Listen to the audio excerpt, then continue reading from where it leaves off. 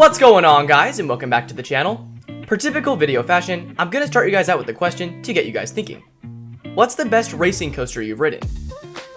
Whether it be something a little more key like Gemini, or something a bit more aggressive like Dueling Dragons, we've seen some pretty cool stuff come into the industry over the years, and often, these kind of coasters can provide the most fun and interactive experiences.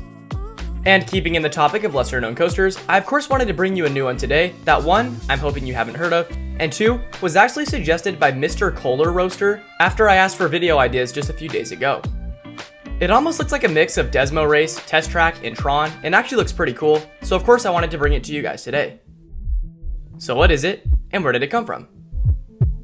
This is the story and analysis of Shanghai Wanda Autopark's speed racing.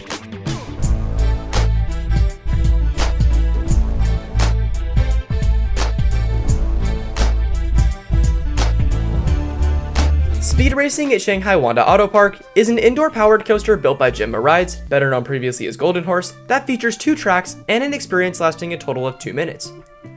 With cars loosely resembling those of a Porsche and Ferrari, the ride takes guests through a combined track length of around 2,000 feet and a top speed of 25 miles per hour, all whilst reaching a max 40-foot height. Named Blue and Red, both tracks are considered unique coasters and carry similar stats to one another. But to understand where they came from, we first need to take a look back at the original source of the ride, because once again, this is pretty much just a knockoff of another model. And what model would that be? None other than the Mora Ride Spike Coaster, which you may recognize as attractions like Desmo Race or those new cruise ship coasters. Originally, the Spike Coaster model involved the idea of giving riders the ability to control their speed throughout the ride. This was achieved through a powered track, hence that cool track design that almost seems sideways. However, Gemma's version lacks this speed feature and appears to run much slower than the originals from Mora. Not to mention the existing layout is much smaller and less intense. So what does that mean? Well, the ride starts off with what should be a launch and turns into a well-lit tunnel, which, to the credit of the park, is actually pretty well themed.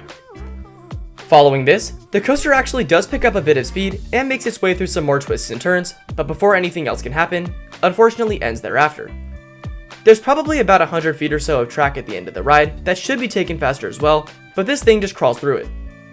However, like I said, the decent light package and indoor fun factor almost makes up for it, and the layout itself is interesting from a design aspect. Beyond that, I did also get in touch with Gemma via Instagram to gather a bit more information, and they said they've been improving the model to make it more thrilling, so hopefully we'll see some good changes. Anyways, I'm not going to talk all day though, and with that said, I've covered a good majority of what the coaster is, especially considering it's so new. So of course, as always, it's been a major pleasure creating new content for all of you, but I'm just going to go ahead and end the video here.